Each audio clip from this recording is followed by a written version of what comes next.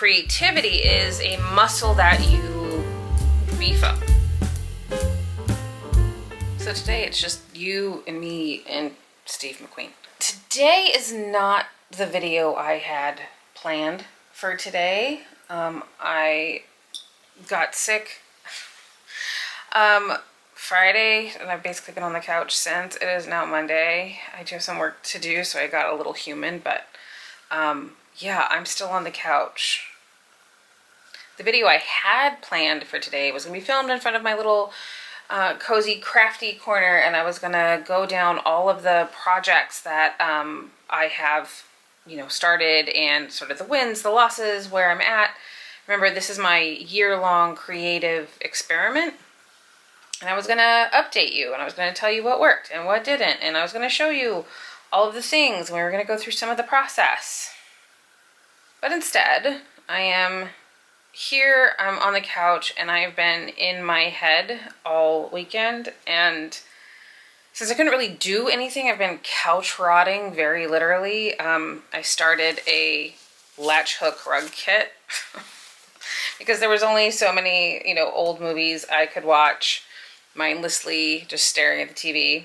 So I decided my hands at least needed to be doing something creative, productive. So we're making a 1970s latch hook rug. My mom laughed her butt off when she called to check in on me. I told her what I was doing. Again, I wanted to have a completely different video today, but I realized that maybe this needed to be the video I was going to have today, because what I was thinking about while I was sitting here wallowing was, why am I even doing this experiment? Why am I even bothering to attempt to be creative? What's the importance of it? What does it mean? Why make art now? And I realized that now there is a reason for now. There's so many of us that are feeling helpless, hopeless, politically paralyzed, our lives upended, put on hold, changed, and all of that leads to obviously a whole lot of anxiety, and we've got to process it somehow. So while I was sitting here, with my anxiety fully spiraling, because I could do nothing but just lay on the couch and sort of doom scroll and think and watch movies, that sort of thing, I really got to thinking a lot about creativity and why we make things. And again, this is a subject I used to teach formally, but I think I have a different relationship to it these days. And I think of it in a very different way now.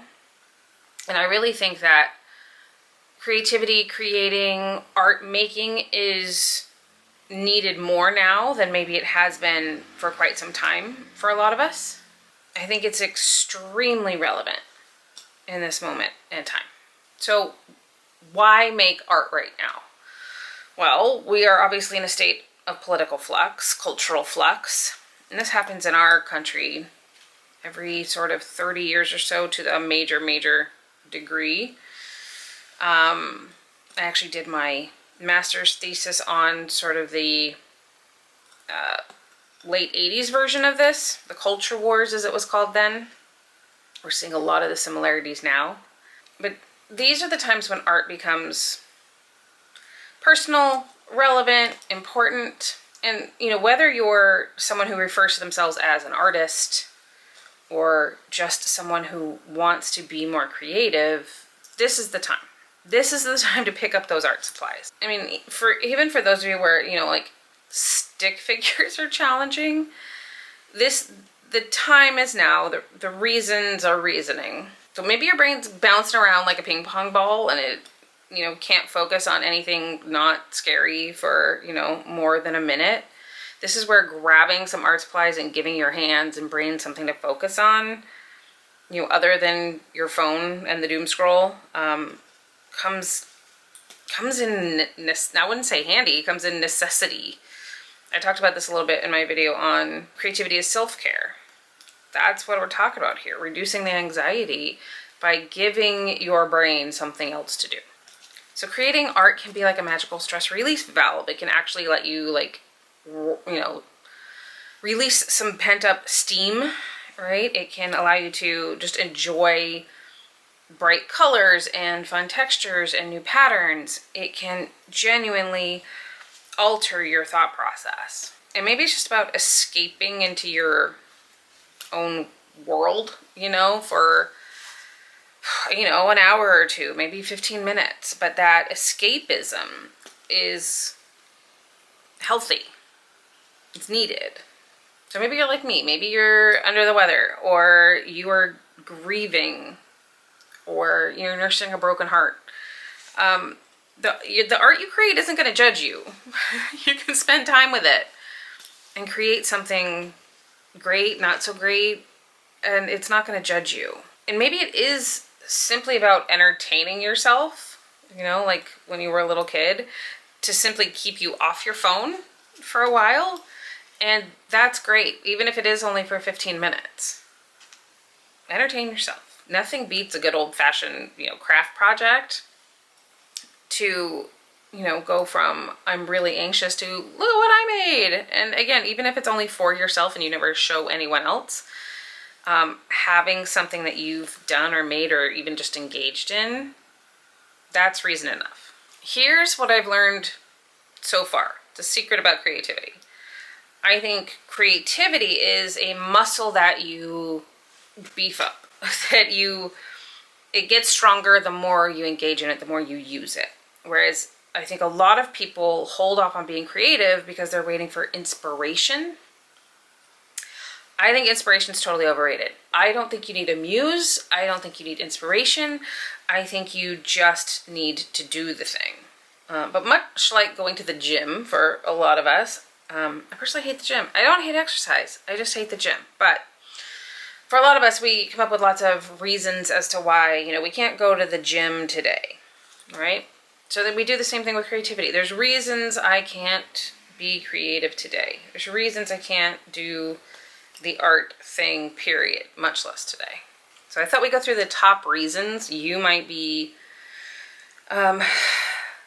giving yourself as to why you're not going to create art or why you're waiting for inspiration. So reason number one that a lot of people give is, I'm not good at art. I'm not good at creativity. I don't have any of the skills. It's not the point.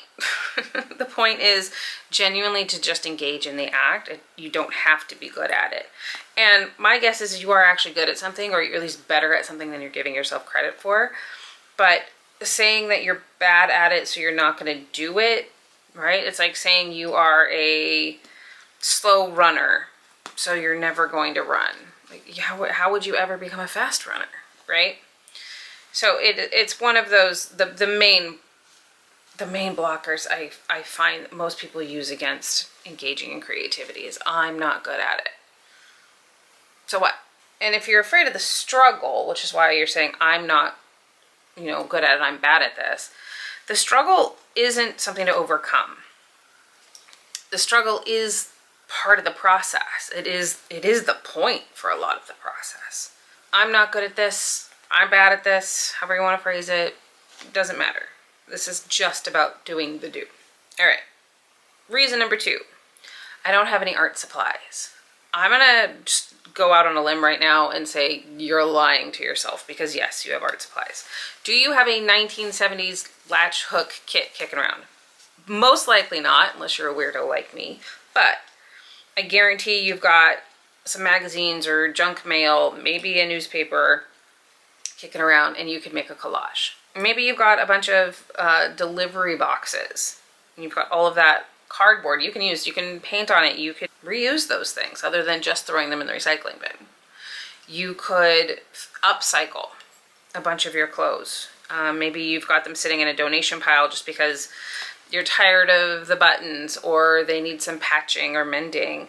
Maybe you can take two shirts and turn them into one really magnificent shirt, right? Maybe you can turn, you know, that ex-boyfriend's old work shirt into a really cute little apron for yourself, right? You can upcycle things. You can make them into other things. You have supplies. And some of the best art out there has been created by people just using what they have on hand. You can make what's called an assemblage. It's like a collage, but in 3D. You just grab what literally is around you. It could be that cottage cheese container in the recycling bin, plus some, you know, cotton balls and a few other things, and you assemble it into something else. You have art supplies. All right, reason number 3. I started something, but I got stuck, or I lost interest. Totally normal, totally fine. If you're in the middle of it and you're stuck, maybe just take a break. Go walk the dog, go have lunch outside. Maybe you're stuck because it's a technical thing you can't figure out. Go watch a YouTube tutorial on it. I guarantee you, however esoteric it is, whatever that project is, someone has made a YouTube video about it. Go find it. Maybe you need to just put on some music and dance it out. Get loud, get weird, shake it off, and return to it with kind of fresh eyes. And here's the thing, if you never get unstuck, that's absolutely okay too. You can stay stuck. If you feel like you can't get unstuck, the question is like, stuck for who? Stuck for what? Unless you're turning in this piece of magnificence to someone else for a deadline or for money, does it really matter if you're stuck? Let it sit for a little bit. Go back to it when you're ready. Maybe you won't ever be ready, but maybe that's not the point. All right, reason number 4, and I am very much guilty of this one. This is the I'm too busy. We're all busy, right? We live in a culture of busy, but art and creativity doesn't have to take as long as maybe you think it does. One of my favorite things to do is in the morning, I set a little timer, right? 5 minutes is all you need. Give yourself 5 minutes to create something. It doesn't have to be finished. It doesn't have to be done at the end of those 5 minutes, but maybe you've made some progress. I was watching a video, I was trying to decide on if I'm gonna start knitting because I find it interesting, but it does intimidate me a little bit. Anyways, I was watching some videos, and this woman who apparently does a bunch of different types of engineering knitting, which is a whole thing that's interesting. Anyway, she said she sets a timer for 15 minutes because she had this project that had just been sitting in her bin forever, and she wanted to wear the finished product. She just didn't really want to do the knitting of it. So she decided to set herself a timer in the morning for 15 minutes and just do 15 minutes until she completed the project. And she said she'd already, like, by the end of like 2 weeks, it was basically done. And it's really interesting because that can work on so many levels. It's, you know, kind of a famous tactic that writers use, right? They either say, okay, I have to crank out 500 words no matter what the words are, or I have to write for, you know, these 56 minutes, whatever it is. Set yourself a short timer. It doesn't have to be even 15 minutes. 5 minutes is great. All right, so long-winded way to say, set yourself a timer for 5 minutes in the evening and just work for 5 minutes. Just create for those 5 minutes. You can do this. If that doesn't sound appealing, I don't know, maybe while you're eating your lunch salad at your desk, draw for that, you know, 40 minutes or whatever it is that you have sitting there. You're probably eating at your desk for reasons. Maybe you're supposed to be working or whatever, but maybe the healthier thing would be to actually take that time for yourself and create something. Or maybe you're able to take it outside. Go sit under a tree, sit outside on a bench. Whatever it may be, take that, you know, specific 45 minutes, hour, whatever you've got to create something, to be artistic. And maybe you do not have an everyday amount of time, but maybe you could set a calendar block, much like therapy, on your calendar for once a week, and maybe for half an hour, 45 minutes, 1 hour. You can set aside that time very specifically to be creative and to create something. And it's just once a week. Again, much like therapy. All right, reason number 5. I don't know what to do, where to start, have no idea what I would even make. I can't even tell you how many books there are out there that are like 365 drawings a day or art prompts a day. You could go check one out from your local library. You could search on the internet for craft project prompts, art prompts, doodle a day prompts, photo taking prompts, and maybe that is what you spend your lunch hour doing, right? You take your phone out of your back pocket, and while you're taking a walk, which is also very good for your health, you are, you know, snapping themed photos for whatever the prompt is that day. If you've decided to write something, I know you know that there are daily writing prompts out there. Just find one that works for you. And again, if you're not able to write every day, make art every day, just find, one prompt a week, or maybe it is you're doing one big project and you only need one prompt a month. Don't get hung up on the needing a list of things to do, or again, waiting for inspiration to strike. I genuinely have rethought this whole concept of inspiration, and I think, not that inspiration's bad, and if you have it and it immediately strikes you, great, go with it. But I think if you're waiting for it and you're convinced that you have to have inspiration or anything you make is pointless, I think that's where you can get into a not great place. Because remember, we're creating to potentially work through a lot of the anxiety we're feeling right now. Maybe you're thinking, yeah, making art and crafts projects is all great, but there's more important things going on right now. Agree, but you can absolutely use your arts and crafts, your art projects, your creativity for community good, greater good. Let's say you learn how to crochet. You can move past granny squares and you can go out and yarn bomb something. You can do a guerrilla mural somewhere. You can find a way to make your art public. You can, let's say you got into hand lettering, make some protest signs. You can use it for a bigger purpose. It's okay also if you want to just keep it for you and your mental health and your processing of everything that's going on. So whether you want to use it for a bigger purpose or you just want to keep it for yourself, either way, totally fine. Just start making something. Don't wait for inspiration to hit. So my final thought here is that inspiration is overrated. It places too much emphasis on accessing some unspoken part of you that is always there. And if you're waiting for it to sort of magically appear, you'll waste the doing. You absolutely won't find the time to do the thing. And that's what this is about. It's about doing the creativity, doing the art, making something. You don't need a muse. You just need to make. Humans have always made art at all times, but especially in times of hardship, in times of change, in times of turmoil.